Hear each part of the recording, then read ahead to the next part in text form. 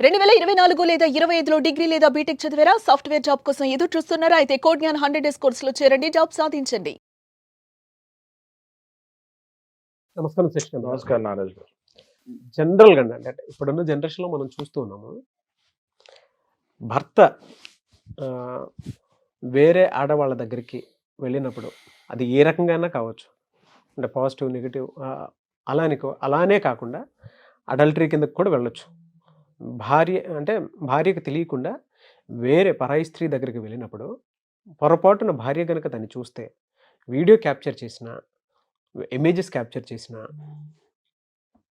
జనరల్గా భార్య మనోభావాలు ఆటోమేటిక్గా దెబ్బతింటాయి. పరాయి స్త్రీతో ఉన్నాడు అనేటువంటి ఉద్దేశంతో ఆ ప్రాసెస్లో భార్య భర్తపై ఎటువంటి డెసిషన్స్ తీసుకోవాల్సినటువంటి అవసరం ఉంది, లీగల్గా ఏం చెప్తోంది, హ్యుమానిటీ యాంగిల్ నుంచి ఏం చెప్తారు, సోషల్ యాంగిల్ నుంచి ఏ విధంగా ఉంటుంది? సరే, ఇది చాలా సెన్సిటివ్ టాపిక్ నాగరాజ్ గారు. ఈ వీడియో మాత్రం కంప్లీట్గా చూడాలి. ఎందుకంటే ఇది ప్రతి ఒక్క లైఫ్లో ఇవి జరుగుతూ ఉంటాయి.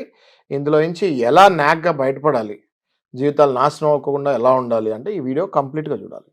స్టార్ట్ చేద్దాం నాగరాజ్ గారు. మీరు చాలా మంచి టాపిక్ తీస్తారు ఇవాళ. ఈ టాపిక్ ఎలాంటి టాపిక్ అంటే ఎవరైనా డిస్కస్ చేసుకోవాలి అన్నా కూడా అంత ఓపెన్గా చేసుకోలేరు, కానీ డిస్కస్ చేసుకోకపోతే మ్యాటర్ క్లోజ్ అయిపోద్ది. అలాంటి టాపిక్ ఇది, రైట్? సో ఇప్పుడు భార్య భర్త వివాహం జరుగుతుంది. కొద్ది కాలం తర్వాత భార్యకి భర్త అడుగుజాడల మీద డౌట్ వస్తుంది. ఏదో ఎక్కడో ఎక్స్ట్రా మ్యారిటల్ అఫైర్ నడుస్తుంది అన్న డౌట్. ఈ భార్యకి డౌట్ వచ్చింది అంటే 99% అది కరెక్టే ఉంటుంది. ఓకే, డౌట్ వస్తుంది. తర్వాత స్పై స్టార్ట్ చేస్తుంది. ఈ భర్త ఈ స్పై చేసే కార్యక్రమం భార్య భర్తకున్న ప్రతి ఒక్క అలవాటు ఇంచ్ టు ఇంచ్ కనిపెట్టేది భార్య ఒకటే. ఈ భర్త ఎంత జాగ్రత్తగా ఉండి తప్పించుకుందాం అనుకున్నా అది భార్యకి ఖచ్చితంగా తెలుస్తుంది. ఇప్పుడు ఇంటి నుంచి బయటకు వెళ్ళి వచ్చిన తర్వాత ఎలా వెళ్ళాడు, ఎలా ఒక లుక్లోనే భార్య చెప్పేస్తుంది. పొద్దున్న ఇలా వెళ్ళాడు, సాయంత్రం ఇలా వచ్చాడు, ఏదో తేడా ఉంది. తాగొచ్చాడా, సిగరెట్ తాగొచ్చాడా? సిగరెట్ తాగి చాలా మంది బబ్బుల్ గన్లు వేసుకొని నవ్వులుకుంటూ ఫూ అని ఊసి వెళ్తారు. ఇంటికి వెళ్ళగానే భార్య చెప్పేస్తుంది, నువ్వు సిగరెట్ తాగేవని. మందు తాగి చాలా మంది కుంభాల మినరల్ వాటర్ బాటిల్ అని ఊసి వెళ్తారు ఇంటికి వెళ్ళగానే చెప్పేస్తుంది, నువ్వు మందా వచ్చావని. భర్తలు అర్థం చేసుకోవాల్సిన విషయం ఏంటంటే ఏ చిన్న తప్పు జరిగినా భార్య ఖచ్చితంగా కనిపెడుతుంది, రైట్? అయితే అతిపెద్ద తప్పు ఏంటి? సిగరెట్లు, మందులు, ఓకే, ఇవన్నీ ఓకే, రైట్. తర్వాత మానేమంటారు, లివర్లు పాడైతే అంటే వాళ్ళే మాంతారు. అతిపెద్ద తప్పు భర్త చేసేది ఏంటంటే, ఇప్పుడు నారాజ్ గారు ఎంతవరకు ఇంకా భార్యకి తెలుస్తుంది అంటే భర్త గురించి, ఆఖరికి మీ స్వెట్ స్మెల్ కూడా తెలుస్తుంది, మీ బాడీ ఓడర్ తెలుస్తుంది, మీ పర్ఫ్యూమ్ పొద్దున్న ఏ పర్ఫ్యూమ్ కొట్టుకున్నారు, సాయంత్రం ఏ పర్ఫ్యూమ్లో వస్తున్నారు, వేరే ఏదైనా పర్ఫ్యూమ్ వస్తుందా, లేకపోతే మీ షర్ట్ మీద ఏదైనా ఒక పెద్ద వెంట్రుక ఉందా, లేకపోతే మీరు వెళ్ళినప్పుడు ఏదైనా షర్ట్ మారుస్తాం కానీ ఇట్లాంటివి ఏమైనా వైట్ షర్ట్లోనే వైట్ షర్ట్ ఇంకోటి వేసినా కనిపెడతారు, బ్లాక్ షర్ట్లోనే బ్లాక్ షర్ట్ ఇంకోటి వేసినా కనిపెడతారు. మీ బ్యాటరీ, మీ ఫోన్లో ఉన్న బ్యాటరీ ఎంత ఉందో కూడా తెలుస్తుంది. దాన్ని బట్టి మీరు ఎంత మాట్లాడారో కూడా తెలుస్తుంది, రైట్? సో ప్రతి ఒక్కటి ఇంచ్ టు ఇంచ్ కనిపెట్టేదే భార్య. నాగరాజ్ గారు నవ్వుతున్నారు, మీకు అర్థమైంది కదా? అర్థమైంది సార్, రైట్? సో ఇట్లాంటప్పుడు మనం ఏం చేయాలి? ఇది హిందూ మ్యారేజ్ వ్యవస్థ కదా నాగరాజ్ గారు, ఇది చెప్పాలి. అందుకే నేను ఏమంటున్నా, పూర్తిగా చూడండి వీడియో అంటున్నాను. అసలు నాగరాజ్ గారు భర్త ఇంటికి వస్తున్నాడు అంటేనే ఒక స్కానర్ కింద నుంచి వస్తే ఎలా అయితే ఎయిర్పోర్ట్లో సామాన్లు వెళ్తున్నప్పుడు ఇలా స్కాన్ అవుద్దో అలా భర్త స్కాన్ అవుతాడు. కానీ ఆ భర్త ఏమనుకుంటాడంటే నేను స్కానర్ పక్క నుంచి వస్తున్నా అని అనుకుంటాడు.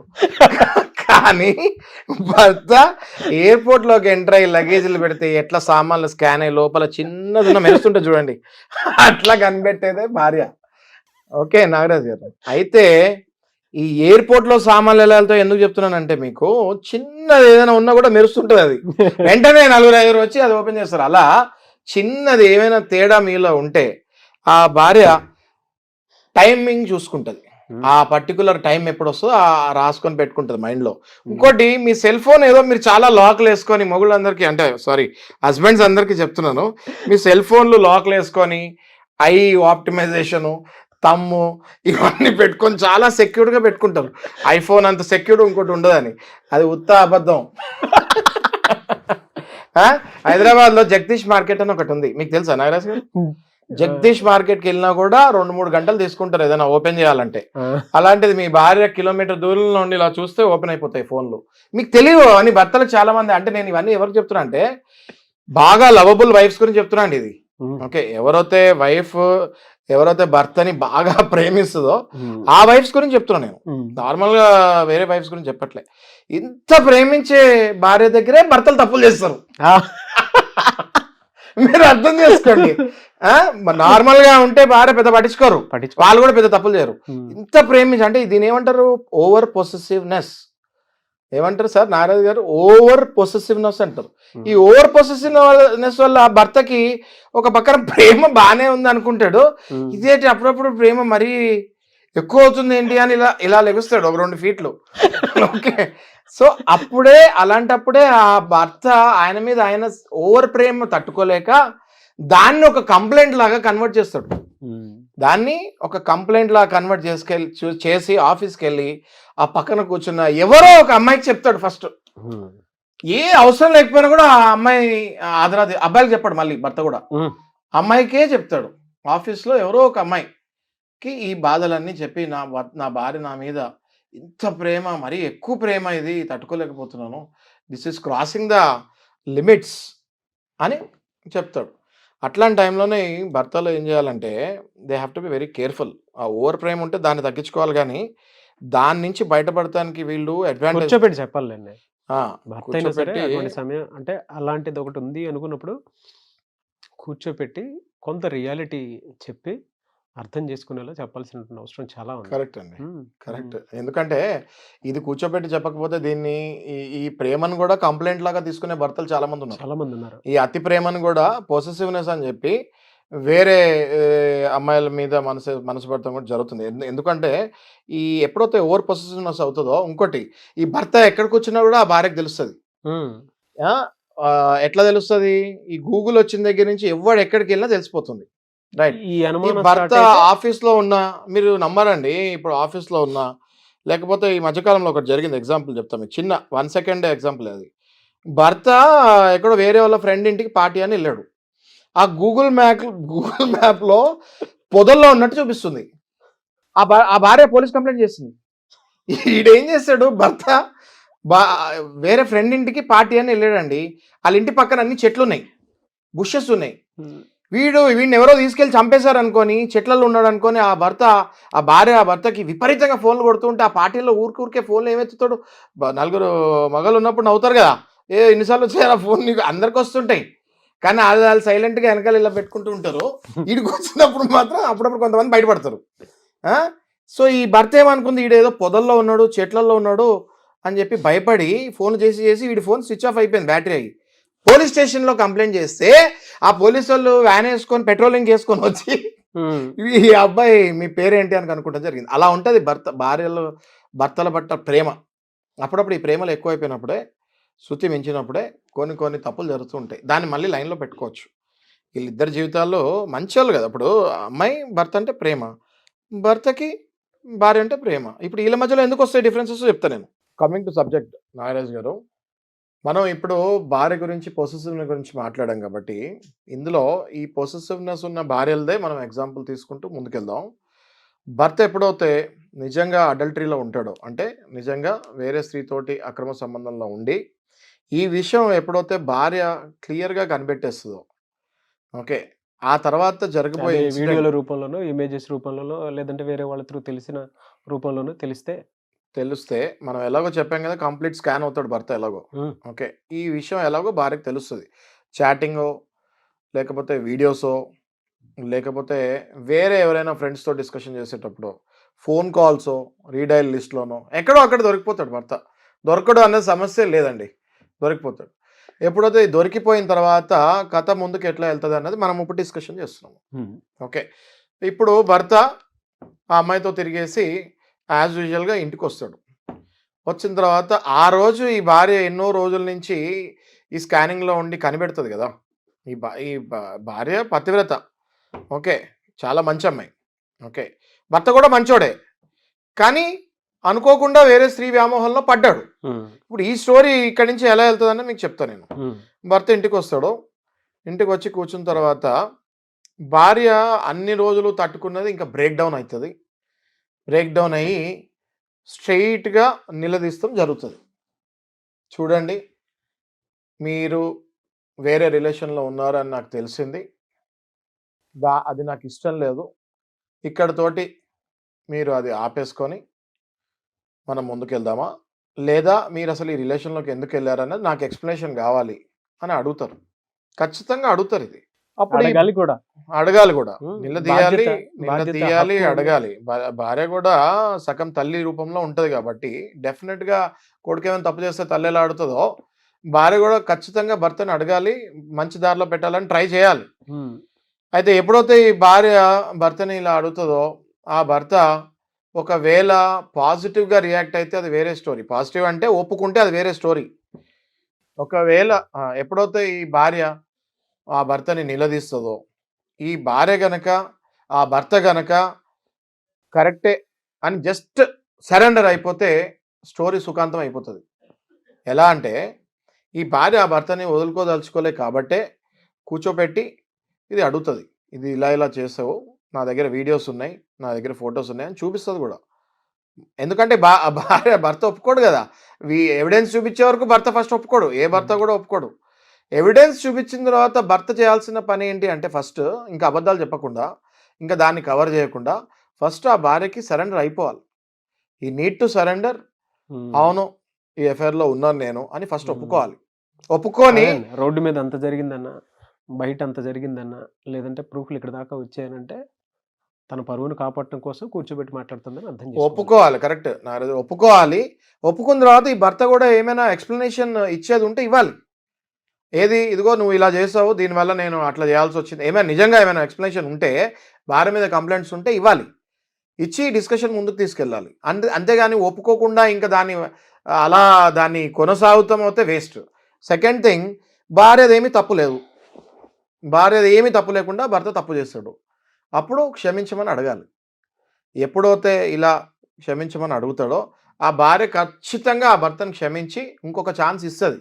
మళ్ళీ ఈ భర్త నెగిటివ్ ఆ దారిలోకి మళ్ళీ వెళ్లకుండా ఉంటే వీళ్ళిద్దరు జీవితం బాగానే ఉంటుంది.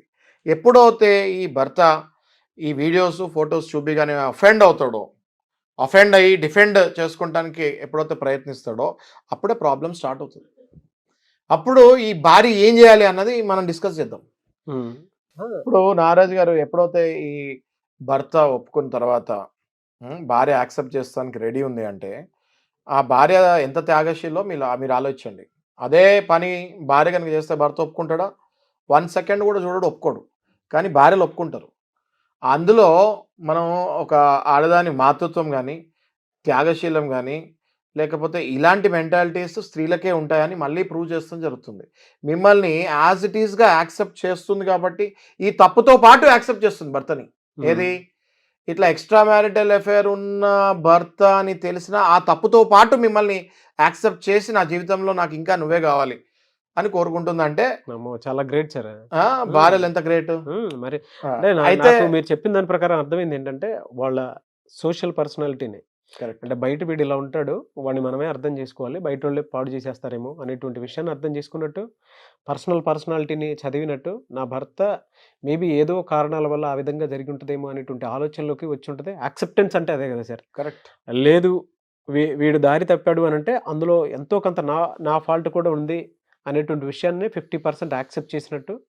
లేదు విషయం ఇది, ఒకవేళ అతను ప్రాబ్లమ్స్లో కనుకుంటే నేను క్లియర్ చేయాలి అనేటువంటి ఆలోచనతో ఉండేటువంటి మనస్తత్వం అయినా ఉండొచ్చు. కరెక్ట్. యాక్సెప్టెన్సీ లెవెల్స్కి వచ్చారు అని అంటే ఇంకా దేవతతో సమానం. చాలా బాగా చెప్పారు నారాజు గారు. మీరు చెప్పింది 100% కరెక్ట్. ఇట్లా యాక్సెప్ట్ చేసే భార్యలు ఉన్నా కూడా భర్తలు మారకపోతే ఏం చేయాలి అన్నది కూడా మనం క్విక్ గా మాట్లాడుకుందాము. ఓకే. ఒకవేళ ఇప్పుడు ఇంత స్టోరీ అయిన తర్వాత భర్త మారి ఒప్పుకుంటే భర్తకు కూడా ఒక ఛాన్స్ దొరికినట్టు మళ్ళీ. అవును. చాలా సరెండర్ అయితే అయితే 90% భార్యలు మనం ఇలాగే చూస్తున్నాము. 10% భార్యలు అసలు ఛాన్స్ కూడా ఇవ్వరు. వెంటనే ఆ వీడియోస్ పెట్టేసి గొడవ రచ్చ చేసే వాళ్ళు కూడా ఉండరు. కానీ 90% ఇలా అడ్జస్ట్ అయ్యే భార్యల్ని మనం చాలా చూస్తున్నాము. నా దగ్గర క్లయింట్స్ రెగ్యులర్గా వస్తున్నారు కదా, రైట్. అయితే ఇంత చెప్పి ఇంత బుజ్జి ఇచ్చి చెప్పిన తర్వాత కూడా ఈ భర్త వినకపోతే నెక్స్ట్ అదే ఆడది ఉగ్ర రూపం ఎలా అవ్వాలో కూడా మనం చెప్పాలి. అలాగే సార్, డెఫినెట్. ఓకే, ఇంకా అక్కడ ఈ ఆడది అలా పడి ఉండకూడదు. ఇప్పుడు నేను లేడీస్కి స్త్రీలకు చెప్పేది కూడా ఏంటి అంటే, మీరు ఇంత యాక్సెప్ట్ చేస్తున్నారు ఆయన్ని, A to Z ఆయన చేసిన తప్పులన్నీ కూడా యాక్సెప్ట్ చేసి ఇట్లా వద్దు మనం లైఫ్ మంచిగా వెళ్దామని మీరు చెప్తున్నారు, బుజ్జగిస్తున్నారు. ఆయన చేసే తప్పులన్నీ క్షమించి వదిలేశారు. మళ్ళీ మీరు లైఫ్ రీయునైట్ చేద్దాం అనుకుంటున్నారు. కొంతమంది నా వెనక ఎంత చేస్తావా అత చేస్తావా బెదిరిస్తారు. అయ్యో చాలా ఉంటారు అట్లా కూడా. అయితే మనం ఈ మంచి ఈ భావం ఉన్న స్త్రీల గురించి మాట్లాడుతున్నాం కాబట్టి ఇలాంటి స్త్రీలు ఈ అడ్వాంటేజ్ తీసుకొని ఒకవేళ మొగుళ్ళు మారి వెళ్తే వెరీ గుడ్, వెరీ గుడ్. అంటే భర్త లేదు భర్త రివర్స్ అవుతే ఏం చేయాలి అన్నది మనం ఇప్పుడు డిస్కస్ చేద్దాం. అలాగే భర్త రివర్స్ అయితే ఈ భార్యలు ఏంటి, త్యాగశీలు, వీళ్ళు కామ్ అవుతారు అప్పుడప్పుడు. పాపం ఆ టార్చర్ అలాగే తీసుకొని వాళ్ళ జీవితాలు నాశనం చేసుకుంటారు. 1% కూడా అట్లా చేసుకునే అవసరం లేదు అని నేను చెప్తున్నాను. ఇప్పుడు నాగరాజు గారు ఇంత యాక్సెప్ట్ చేసిన తర్వాత కూడా ఆ మగాడు ఎవరైతే ఉంటాడో అహంకారం తగ్గించుకోకుండా ఈగో ఫీలింగ్కి వెళ్ళి, ఇప్పుడు నీకు అంతా తెలిసిపోయింది కదా, నువ్వేం చేస్తావో చేసుకో, ఇంక నేను ఇలాగే ఉంటా, నువ్వు ఉండు కావాలంటే, లేకపోతే వెళ్ళిపో, నేనైతే ఆమెను వదలను, నేను అలాగే ఉంటా, నువ్వు ఆల్రెడీ వీడియోలు తీస్తావు, ఫోటోలు తీస్తావు, నన్ను ట్రాక్ చేస్తావు, నన్ను ట్యాప్ చేస్తావు అని చెప్పి ఉల్టా ఈమె మీదే నిందలు ఎప్పుడైతే వేస్తాం జరిగి ఇంకా ఆమెను కుంగదీస్తానికి ట్రై చేసి, లేకపోతే ఆమెను ఇంకా కంట్రోల్లో పెట్టాలని ట్రై చేస్తే అది మాత్రం సహించకూడదు. ఓకే, అది మాత్రం సహించకూడదు. ఇక్కడే వాళ్ళ రోల్ ప్లే చేయాలి. ఎప్పుడైతే మీరు అంత త్యాగశీలి, అంత త్యాగమూర్తిలాగా ప్రవర్తించి అన్ని తప్పుల్ని మీరు క్షమించే అంత ఈ స్టేజ్కి వెళ్ళారో, ఆ తర్వాత కూడా మిమ్మల్ని మళ్ళీ దిగజార్చి నా ఇష్టం వచ్చినట్టు నేను ఉంటా, నువ్వేం చేస్తావు చేసుకో అన్నప్పుడు మాత్రం మీరు ఊరుకోకూడదు. నేను చెప్పేది ఆల్ డిస్కషన్ ఎందుకు వస్తుంది అంటే, ఇది అట్లాంటి మగవాళ్ళని ఎట్లా వీళ్ళు హ్యాండిల్ చేయాలి అన్నది కూడా నేను చెప్తున్నాను. Okay sir. ఓకే, ఇమ్మీడియట్గా వీళ్ళకు ఉన్న వెపన్స్ అన్ని యూజ్ చేయాలి, ఫట్టా యూజ్ చేయాలి. అది ఎట్లా చేయాలి అంటే, ఒకటి 498A పోలీస్ స్టేషన్కి వెళ్ళాలి, 498A IPC అది పెట్టాలి. నెక్స్ట్ డొమెస్టిక్ వైలెన్స్ యాక్ట్, ఇది క్రియేట్ చేసిందే ఓన్లీ ఈ women for the protection against violence, ఇది ఒకటి పెట్టాలి. నెక్స్ట్ ఇమ్మీడియట్గా మెయింటెనెన్స్ వేసేయాలి, ఇమ్మీడియట్గా భర్త మీద మెయింటెనెన్స్ వేసేయాలి. ఎందుకంటే ఆయనతో తిరుగుతున్నాడని ఆల్రెడీ మీ దగ్గర ఎవిడెన్స్ ఉంది కదా, అది పెట్టేసి అడల్టరీ గ్రౌండ్స్ కింద మీరు ఇమ్మీడియట్గా నాకు చూడట్లేదు, ఆమె ఉన్న డబ్బులంతా కాస్త అక్కడ తీసుకెళ్ళి పెడుతున్నాడు, ఇక్కడ పిల్లలతో పాటు నేను భార్యని అని చెప్పి ఇమ్మీడియట్గా మెయింటెనెన్స్ వేసి ఆయన ఎంత సంపాదిస్తున్నాడో అందులో 60 to 80% మీకు వచ్చేటట్టు చేయాలి. అది లాయర్స్ చేయగలుగుతారు, అది చాలామంది స్త్రీలకు తెలియదు. ఈ పనిష్మెంట్ వేయాలి నెక్స్ట్. ఓకే, అప్పుడే నేను డైవర్స్ కూడా ఏమన్నట్లే చూడండి. మళ్ళీ నాగరాజు గారు నేను చెప్పే దాంట్లో కూడా అందులోనే వెంటనే మళ్ళీ డైవర్స్ కూడా ఏమనట్లేదు. నేను 498A ఏమంటున్నా, డొమెస్టిక్ వైలెన్స్ ఏమంటున్నా, మెయింటెనెన్స్ ఏమంటున్నా, డైవర్స్ ఏమనట్లేదు. ఎందుకంటే ఇట్లాంటి స్త్రీమూర్తులు డైవర్స్ ఒప్పుకోరు. నేను చూస్తున్నా కదా లైవ్గా, ఇంత చేస్తున్నా కూడా డైవర్స్ ఏమంటే కొంతమంది వద్దులేండి సార్ నాకు నా భర్త కావాలి అంటారు. అలాంటి అమ్మాయిలకు నేను చెప్పేది ఏంటి అంటే, డైవర్స్ వేయకండి అమ్మా, కానీ అట్లీస్ట్ ఈ కేసెస్ కూడా వేయకపోతే ఆయనకి భయం అంటూ ఉండదు. కాబట్టి వెంటనే మీరు ఏం చేయాలంటే 498A domestic violence maintenance act, ఈ 3 కనుక మీరు వేసేస్తే చచ్చినట్టు అన్ని వైపుల నుంచి మీ ఆయన్ని దిగ్బంధం చేసినట్టు అవుతుంది. కాంప్రమైజ్కి వస్తాడు, అప్పుడు ఒప్పుకుంటాడు. అమ్మా నువ్వు చాలా మంచిదానివి, నేను ఇంత చేసినా కూడా నన్ను ఒప్పుకుంటాడు. లాయర్ ముందే కౌన్సిలింగ్ అవుతాయి, అవన్నీ కోర్టులో కౌన్సిలింగ్స్ అవుతాయి. ఖచ్చితంగా అప్పుడు ఒప్పుకుంటాడు. మళ్ళీ మీ జీవితాన్ని మీరు సరైన మార్గంలో పెట్టుకోవచ్చు. వీటితో పాటు all the cruelty and blackmail sections, okay, ఇందులో మళ్ళీ మిమ్మల్ని హర్ట్ చేస్తుంటే ఆ హర్టింగ్ సెక్షన్స్ కూడా ఉంటాయి. ఓకే, మీరు 383 నుంచి చూస్తే, 324 నుంచి చూస్తే, 325 నుంచి చూస్తే, 415 నుంచి 420 వరకు చూస్తే ఈ సెక్షన్స్ అన్నీ కూడా లైన్గా మీరు వేసేయచ్చు. ఇవన్నీ కూడా blackmailing, grievous hurts, mental cruelty వీటి కిందకు వస్తాయి. ఈ సెక్షన్స్తో పాటు మీరు 498 ఇవన్నీ కూడా వేసుకొని ముందుకెళ్ళి డొమెస్టిక్ వైలెన్స్ వేసి మెయింటెనెన్స్ వేసుకొని ఇవన్నీ చేసుకుంటే ఖచ్చితంగా మీకు న్యాయం జరుగుతుంది. ప్లస్ ఇన్ని సెక్షన్స్ ఆయన భరించలేక 100% మీ దగ్గరికి మళ్ళీ కాంప్రమైజ్కి వస్తాడు, ఖచ్చితంగా కాంప్రమైజ్కి వస్తాడు. ఓకే, సో ఇట్లాంటి స్త్రీమూర్తులకు నేను చెప్పేది ఏంటంటే, చూసేంత వరకు చూడాలి, కన్విన్స్ చేసేంత వరకు చేయాలి. నాకు అర్థమవుతుంది మీ బాధ, ఎందుకంటే హస్బెండ్ వెళ్ళిపోతే మీ పిల్లలకి తండ్రి అని చెప్పుకునేటోళ్ళు ఎవరు ఉండరు. మీ బాధ నాకు అర్థమవుతుంది. కానీ అట్ ద సేమ్ టైం అంత టార్చర్ తీసుకొని నా ఇష్టం వచ్చినట్టు నేను ఉంటా అని నువ్వు ఏం చేసుకుంటావు చేసుకో అనే మొగుళ్ళకి మాత్రం లెసన్ నేర్పాలి నారాజ్ గారు. ఆ లెసన్ మాత్రం ఖచ్చితంగా నేర్పాలి. ఎస్, మీరు చెప్పిన దాంట్లో అండి నాకు చాలా బాగా నచ్చింది ఏంటంటే, యాజ్ అడ్వకేట్ మీరు కావాలి అనుకుంటే మీకు ఇన్ని రైట్స్ ఉన్నాయని చెప్పేసి మీరు టక్కుని క్లియర్ చేసేసి పక్కకు వచ్చేయచ్చు. అందులో మీరు చెప్పిన పాయింట్లో బంధాన్ని కలపడం కోసం చూస్తున్నారు కానీ తుంచడం కోసం చూడట్లేదు. అంటే ఇక్కడే ఒక కౌన్సిలింగ్ ఇచ్చారు మీరు. నాకు కొన్ని పాయింట్స్ చాలా బాగా నచ్చాయండి.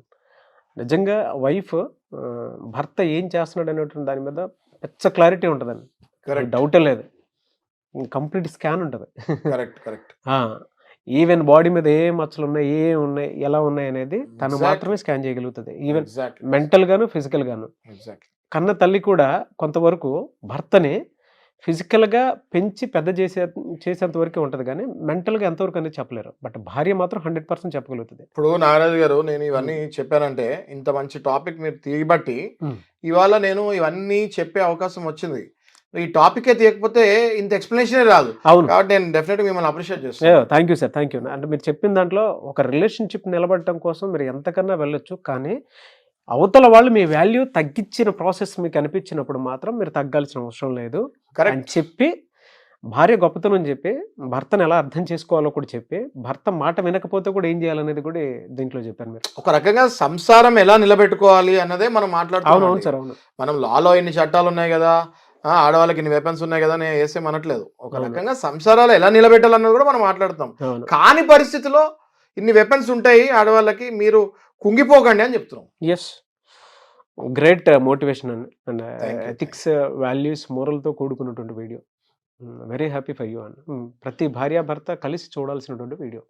ఒకవేళ అంటే నాకు తెలిసి నాకు అనిపించింది ఏంటంటే, ఏ భర్త అయినా సరే ఈ వీడియో చూసిన తర్వాత నిజంగా నా భార్య నన్ను ఆ టైంలో యాక్సెప్ట్ చేసింది కదా, యాక్సెప్ట్ చేసిన తర్వాత నేను ఎందుకు ఇలా ఉన్నాను అనేటువంటి ఆలోచన డెఫినెట్గా వస్తుంది. కింద ఏడ్చుకుంటూ కూడా కామెంట్ పెడతాను. మీరు చెప్పింది నిజమేనండి, నా భార్య నన్ను యాక్సెప్ట్ చేసింది, వాళ్ళ నా జీవితాన్ని నేను సక్రమంగా సరైన రీతిలో తీర్చిదిద్దుకొని ముందుకు వెళ్తున్నానని చెప్పేటువంటి వాళ్ళు వీడియో చూసిన తర్వాత చాలామందికి అవేర్నెస్ వస్తాను, మెంటల్లీ స్ట్రాంగ్ అవుతారు కూడా. కరెక్ట్. ఎస్, నాకు అన్ని ఆప్షన్స్ ఇచ్చిన తర్వాత కూడా నేను ఇలా రూడ్ బిహేవ్ చేశానంటే తప్పెక్కడో నాలోనే ఉందని భర్త ఆలోచిస్తాడు కూడా. కరెక్ట్. డెఫినెట్గా sir, very good video. Thank you అండి, thank you so much Shashikanth గారు. థ్యాంక్ యూ నారాజ్ గారు. చాలామంది అండి వీడియోస్ చూసిన తర్వాత మిమ్మల్ని అప్రోచ్ అవ్వాలనుకుంటున్నటువంటి వాళ్ళు ఉంటారు. మిమ్మల్ని అప్రోచ్ అవ్వాలంటే ప్రాసెస్ అంటే? ఎస్ నారాజ్ గారు, మన వీడియోస్ చూసి చాలామంది అప్రోచ్ అవుతాం జరుగుతుంది. మంచి సలహాలు ఇస్తున్నాం మనము, వాళ్ళని కరెక్ట్ అయిన దారిలో పంపిస్తున్నాము. అలాగే ఇక మీదట కూడా ఏమైనా సలహాలు కావాలంటే స్క్రీన్ పైన డిస్ప్లే నెంబర్ పైన కాల్ చేయండి. 24/7 వీఆర్ వర్కింగ్. డెఫినెట్గా మీకు సరైన న్యాయ సలహాలు ఇస్తాం. ఎస్, ఎనీవేస్ థ్యాంక్ యూ అండి, thank you so much Shashikant. చూసారు కదండి వీడియో. ఈ వీడియోపై మీ అభిప్రాయం కామెంట్ బాక్స్లో పోస్ట్ చేయండి. ముఖ్యంగా మీరు కనుక శశికాంత్ గారిని అప్రోచ్ అవ్వాలి అనుకుంటే సలహాలు సూచనల కోసం స్క్రీన్ మీద మీకు కాంటాక్ట్ నెంబర్ కనిపిస్తుంది. దానికి మీరు కాల్ ఆర్ మెసేజ్ వాట్సాప్ చేసి వెంటనే అపాయింట్మెంట్ తీసుకోవచ్చు. అండ్ ఈ వీడియో లైక్ చేయండి, షేర్ మాత్రం తప్పకుండా చేయండి. ఇలాంటి మరిన్ని వీడియోస్ కోసం మా ఛానల్ ఫాలో అవ్వండి. Thank you.